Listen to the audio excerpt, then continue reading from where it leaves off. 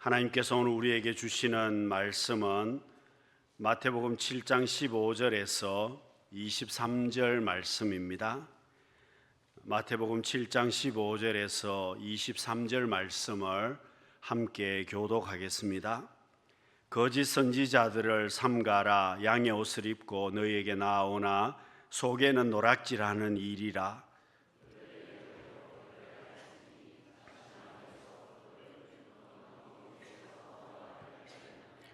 이와 같이 좋은 나무마다 아름다운 열매를 맺고 못된 나무가 나쁜 열매를 맺나니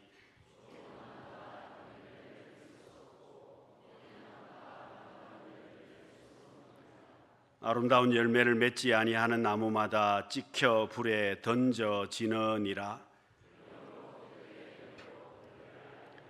나더러 주여 주여 하는 자마다 다 천국에 들어갈 것이 아니요 다만 하늘에 계신 내 아버지의 뜻대로 행하는 자라야 들어가리라.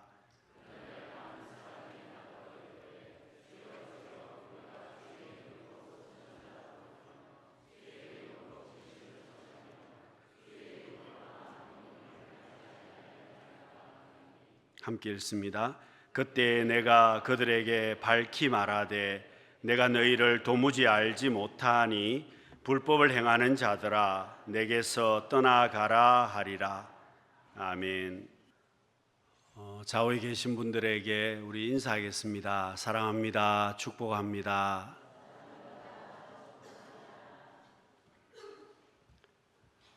여러분, 예수님께서 길을 가시다가 무화과 나무를 보셨습니다. 그리고 무화과 나무를 보시고 예수님께서 그 열매를 찾으셨습니다. 그런데 무화과 나무에는 열매가 없었습니다.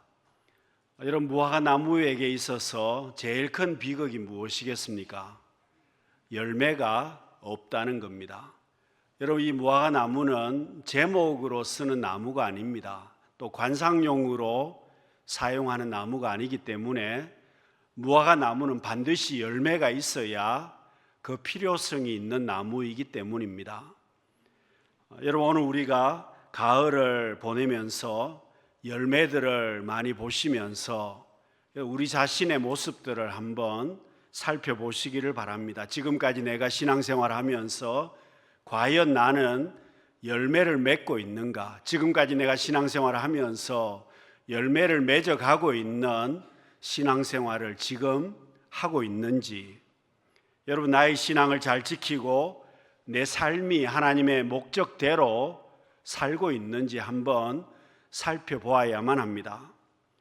여러분, 만일 내게 열매가 부족하다면, 만일 내게 열매가 없다면 왜 열매가 없겠습니까? 환경 문제이겠습니까? 사람 문제이겠습니까? 아니면 물질 문제이겠습니까? 여러분, 여러 가지 이유가 있을 수 있습니다만은 가장 큰 문제는 본인 자신의 문제입니다. 나 자신의 문제라는 겁니다. 여러분, 열매가 없다면 우리가 이제는 부담을 가져야만 합니다. 왜 부담을 가져야 하겠습니까? 주님께서 반드시 오신다고, 주님께서 반드시 심판주로 오신다고 약속하셨기 때문입니다. 여러분, 열매가 없다면 그래서 부담을 가져야 하고, 열매가 없다면 그래서 우리가 내게 시간이 있을 때 결단해야만 합니다. 여러분, 과원지기가 되시는 주님께서는 우리를 그동안 내버려 두시지 않았습니다. 여러분, 주님께서는 우리에게 은혜를 베풀어 주셨습니다. 주님께서는 우리와 함께하여 주셨습니다. 주님께서 우리에게 권세도 주셨고 우리에게 풍성한 삶을 살 수 있도록 환경도 주셨습니다. 능력도 주셨고 지금까지 기다려 주시기도 했습니다. 여러분, 하나님께서 내게 원하시는 것은 열매가 반드시 있어야 한다는 겁니다. 여러분, 열매가 있는 신앙생활이 되려면 먼저 열매 이전에 좋은 나무가 되어야만 합니다. 여러분, 열매가 있으려면 열매 이전에 좋은 나무가 되어야 합니다. 왜냐하면 무화과 나무는 무화과 열매를 맺게 되어 있습니다. 포도나무는 포도 열매를 맺게 되어 있습니다. 좋은 나무가 되면 자동적으로 좋은 열매가 달린다는 겁니다. 여러분, 예수님께서는 열매부터 말씀하시지 않고 나무를 먼저 말씀하셨습니다. 열매가 먼저가 아니라 나무를 먼저 말씀하시면서 좋은 나무가 되어야 한다는 겁니다. 여러분, 본문 17절과 18절 말씀을 같이 읽어보겠습니다. 이와 같이 좋은 나무마다 아름다운 열매를 맺고 못된 나무가 나쁜 열매를 맺나니 좋은 나무가 나쁜 열매를 맺을 수 없고 못된 나무가 아름다운 열매를 맺을 수 없느니라. 여러분, 주님께서 하시는 이 말씀은 자연의 법칙이기도 합니다. 자연의 법칙입니다. 좋은 나무가 좋은 열매를 맺는 것, 자연 법칙입니다. 그런데 이것이 자연 법칙뿐만 아니라 신앙의 법칙이기도 합니다. 여러분, 나무와 열매가 일치한다는 말은 신앙생활과 열매를 분리할 수 없다는 뜻입니다. 여러분, 그렇지 않습니까? 사람은 아무리 포장을 하더라도 그가 생각하는 것이 은연중에 밖으로 나오게 되어 있습니다. 여러분, 더러운 것을 계속해서 생각하고 있으면 더러운 것들이 은연중에 밖으로 나오게 되어 있습니다. 그러나 여러분, 내가 거룩한 것을, 좋은 것을 생각하고 있으면 당연히 좋은 것들이 밖으로 나오게 될 것입니다.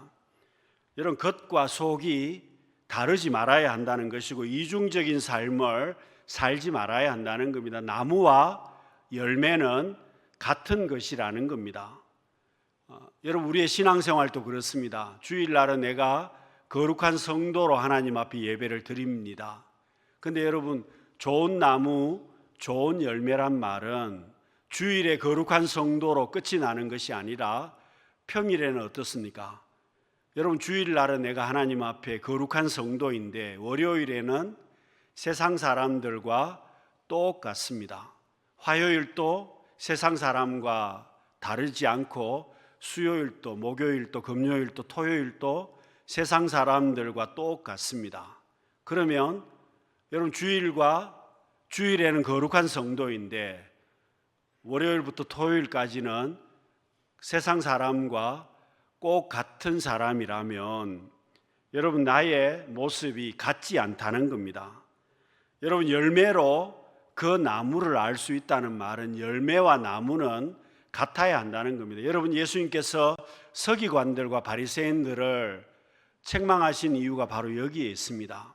여러분, 서기관들과 바리새인들은 외적으로 보면 신앙생활을 정말 잘하는 사람들이었습니다. 일주일에 2번을 금식했습니다.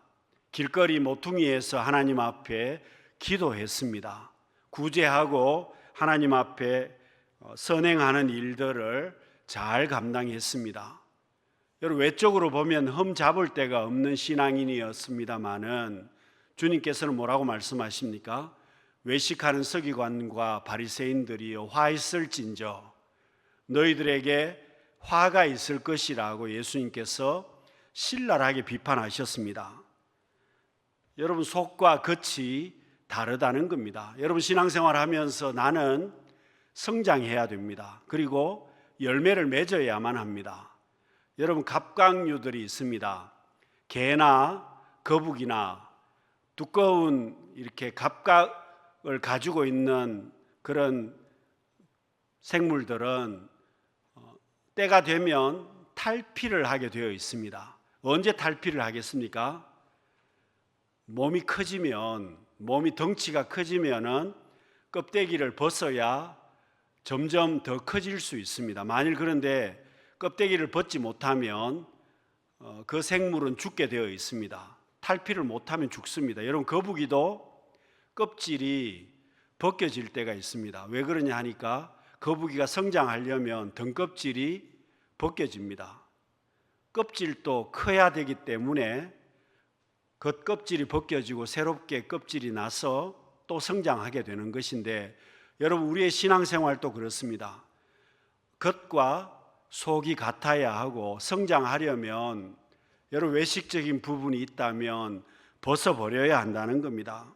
여러분, 우리 속담에 뭐로 가도 서울만 가면 된다고 말할 때가 있습니다. 이 말은 여러분, 결과만 좋으면 된다는 뜻입니다. 과정은 어떻게 되었든지 간에 결과만 좋으면 되는 것 아니냐. 여러분, 좋지 않은 말이지 않습니까? 신앙생활도 그렇습니다. 여러분, 신앙생활도 같은 유형으로 살아가시는 분들이 있습니다. 내가 신앙생활을 할 때 내가 하고 싶은 것 하고 세상 사람들과 내가 하고 싶은 것 똑같이 다 하다가 죽을 때 돼서 천국 가면 되는 거 아니냐. 여러분, 그렇게 생각하시는 분들이 있습니다. 죽을 때 천국 가면 되는 것 아니냐.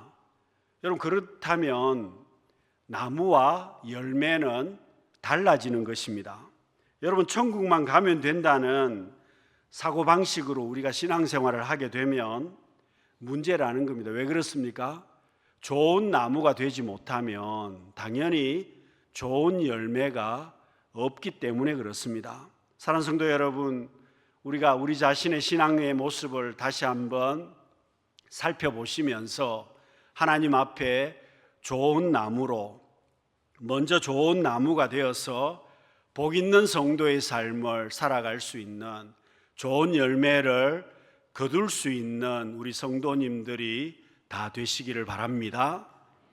여러분, 열매가 있는 신앙생활이 되려면 주님 안에 있어야 하고, 여러분, 주님 안에 있어야 내가 살 수 있고, 주님 안에 있어야 열매를 거둘 수가 있다는 겁니다. 여러분, 가지는 나무에 붙어 있어야만 열매를 얻을 수가 있습니다. 만일 가지가 나무에게서 잘려버리면 그 가지는 죽게 되어 있습니다. 열매도 당연히 없게 됩니다. 여러분, 우리도 마찬가지입니다. 신앙생활을 하면서 내가 주님 안에 있어야 나를 통해서 풍성한 열매가 따라오게 되어 있습니다. 여러분, 포도나무에 가지가 붙어 있어야 포도 열매가 맺히는 겁니다. 무화과 나무에 가지가 붙어 있어야 무화과 열매가 열리게 될 것입니다.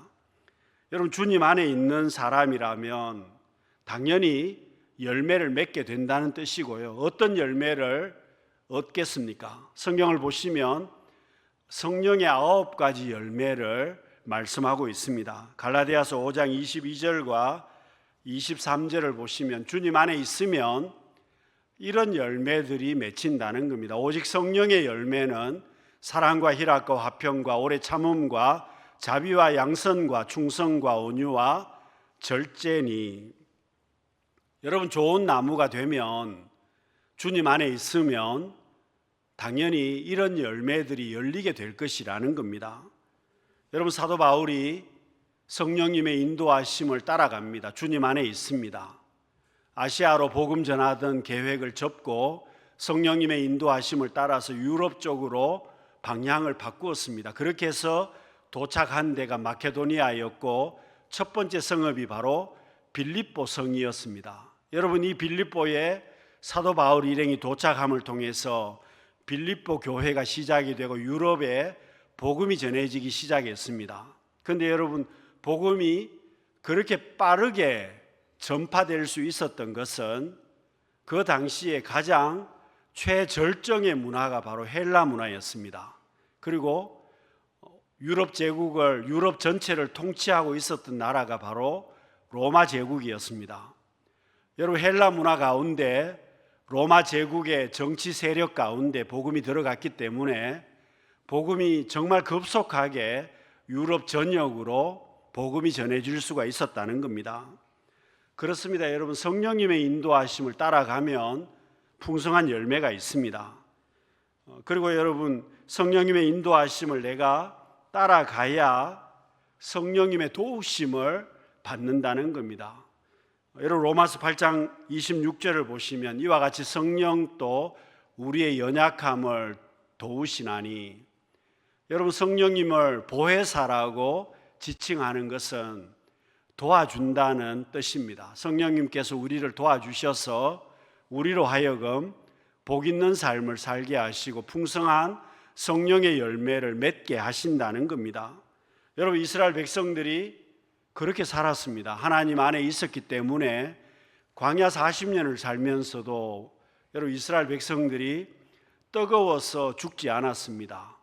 그리고 추워서 죽지 않았습니다. 여러분 배가 고파서 죽지 않았습니다. 병이 걸려서 죽지 않았다는 뜻입니다. 여러분 성령님의 인도하심처럼 하나님께서 이스라엘 백성들을 인도하셔서 그들이 광야 가운데서도 살게 해 주셨습니다. 여러분 배가 고프면 만나를 주셨습니다. 물이 없으면 반석에서 물을 주시지 않습니까? 적이 쳐들어오면 모세가 하나님을 향해서 손을 들고 기도했을 때에 아말렉과의 전쟁에서 승리하게 되었습니다. 여러분 주님께서 주님 안에 있었을 때에 하나님과 동행했을 때에 하나님께서 그들에게 복을 주셨다는 겁니다. 여러분 성령께서 우리를 도우시면 반드시 우리는 풍성한 열매를 맺고 살아가게 됩니다. 여러분 나의 신앙을 지키려면 우리가 반드시 열매가 있어야 되는데 왜 열매가 있어야 되겠습니까? 하나님께서 마지막 심판하실 때에 열매로 우리를 판단하시기 때문입니다. 열매로 심판하신다고 말씀하고 있습니다. 여러분 본문 마태복음 7장 19절과 20절 말씀을 우리 같이 읽어보겠습니다. 아름다운 열매를 맺지 아니하는 나무마다 찍혀 불에 던져지느니라. 이러므로 그들의 열매로 그들을 알리라.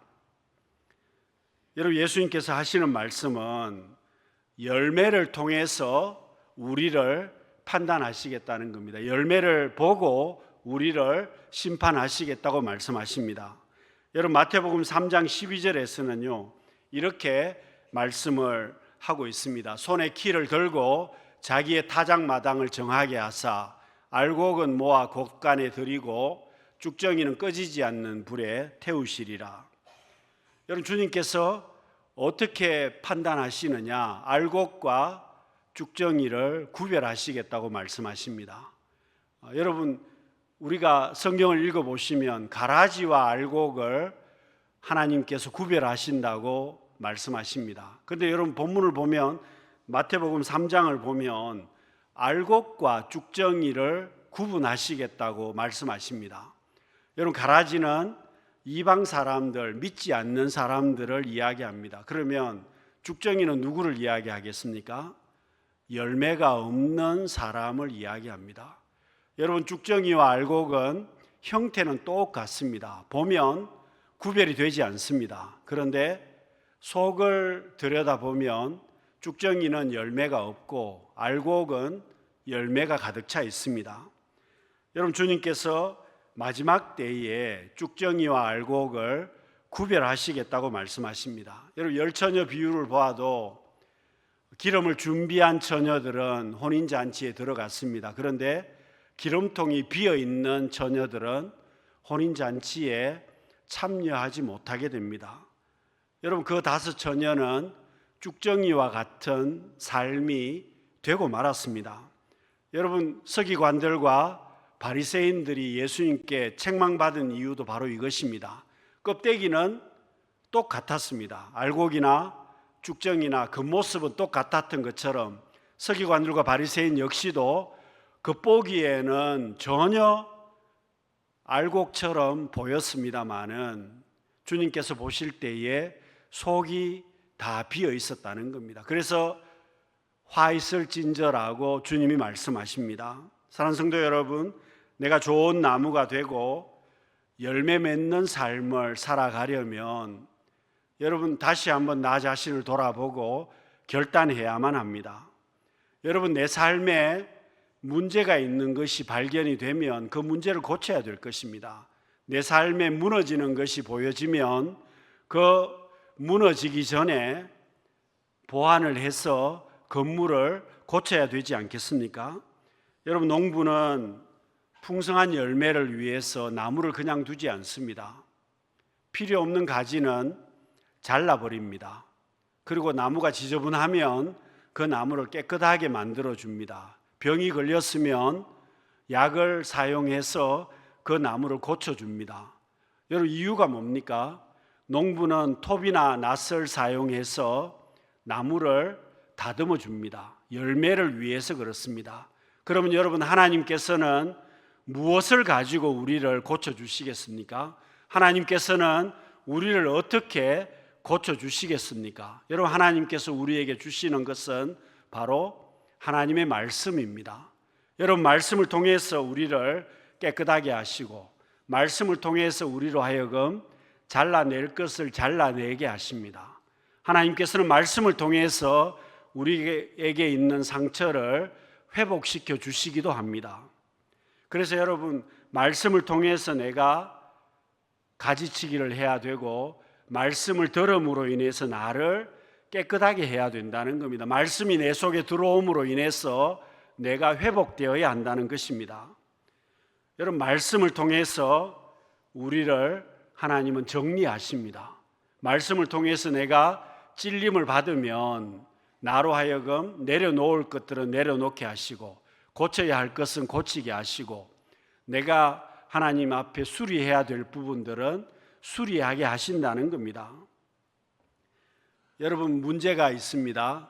이걸 안다면 내버려 두지 말아야 한다는 겁니다. 열매가 부족하다는 것을 안다면 고쳐야 한다는 겁니다. 여러분, 자동차가 고장이 났는데 수리하지 않고 내버려 두면 그 자동차는 쓰지 못하게 될 것입니다.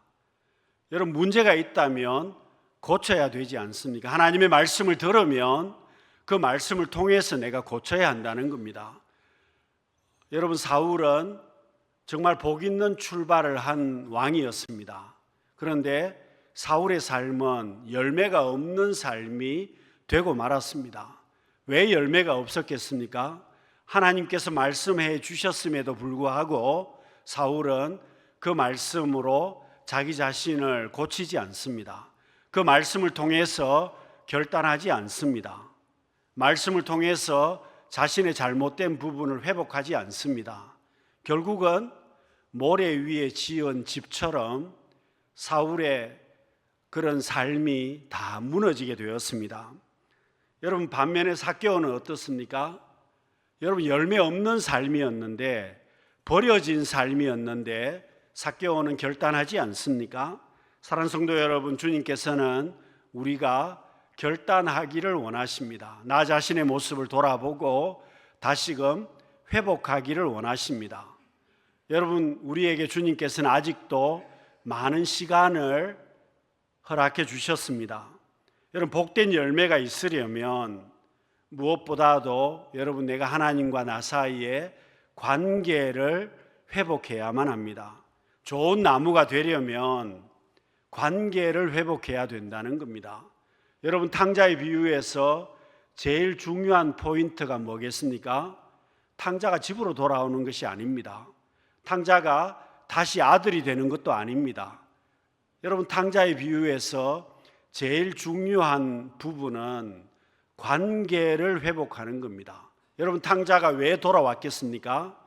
자기 아버지의 사랑을 깨닫고 아버지와 나 사이의 관계를 회복하기를 원했습니다. 그래서 여러분, 탕자가 원했던 것은 아무것도 없습니다. 단 하나, 아버지와 나 사이의 관계를 회복하는 겁니다. 그래서 탕자가 말한 것이 뭡니까? 머슴으로 살더라도 상관없다는 겁니다. 종으로 살더라도 머슴처럼 대우받더라도 상관없다는 것이었습니다. 유사는 생각하지도 않았습니다. 그런데 여러분, 탕자가 아버지와 탕자의 관계가 회복되었기 때문에 모든 것이 다 회복되는 것을 우리는 보았습니다. 사랑하는 성도 여러분, 오늘 우리도 마찬가지입니다. 제일 중요한 것은 내가 좋은 나무가 되는 것입니다. 하나님과 나 사이의 관계가 회복되는 것입니다. 여러분, 나의 모습을 다시 한번 점검하시면서 우리의 신앙생활을 다시 한번 돌아보시면서 여러분, 하나님과 나 사이의 관계를 온전히 회복해야만 합니다. 여러분, 관계가 무너지면 다른 것은 다 소용이 없습니다. 하나님과 나 사이의 관계가 무너지면 여러분, 다른 것들은 다 무너진다는 겁니다. 하나님과 나 사이의 관계가 무너지면 아무것도 아닙니다. 여러분, 하나님과 나 사이의 관계가 무너지면 성공이 무슨 의미가 있겠습니까?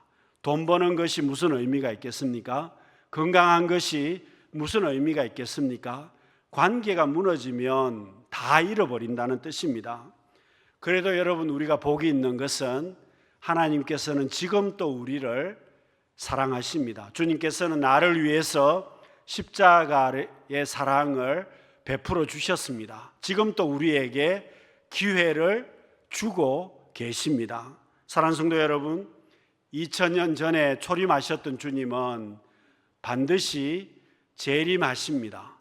그때 주님께서는 심판주로 오시겠다고 말씀하십니다. 알곡과 쭉정이를 구별하신다는 겁니다. 가라지와 알곡을 구별하시겠다는 겁니다. 한 달란트 받은 자처럼 내가 열매가 없다면 악하고 게으른 종이라고 책망받게 될 것입니다. 사랑하는 성도 여러분, 내가 좋은 나무가 되고 하나님과 나 사이의 복된 관계를 회복하심을 통해서 우리의 삶 가운데 풍성한 열매가 있는 복 있는 성도의 삶을 살아갈 수 있는 우리 모두가 될 수 있기를 바랍니다. 기도하겠습니다. 사랑이 많으신 하나님 아버지, 저희들 한 달란트 받은 사람처럼 하나님 앞에 열매가 없으므로 악하고 게으른 종이라는 책망을 받지 않게 하시고 열매 이전에 좋은 나무가 되고 하나님 앞에 복된 관계를 회복함으로 풍성한 열매를 거두는 우리 모두가 되게 하여 주옵소서. 예수님 이름으로 기도드립니다. 아멘.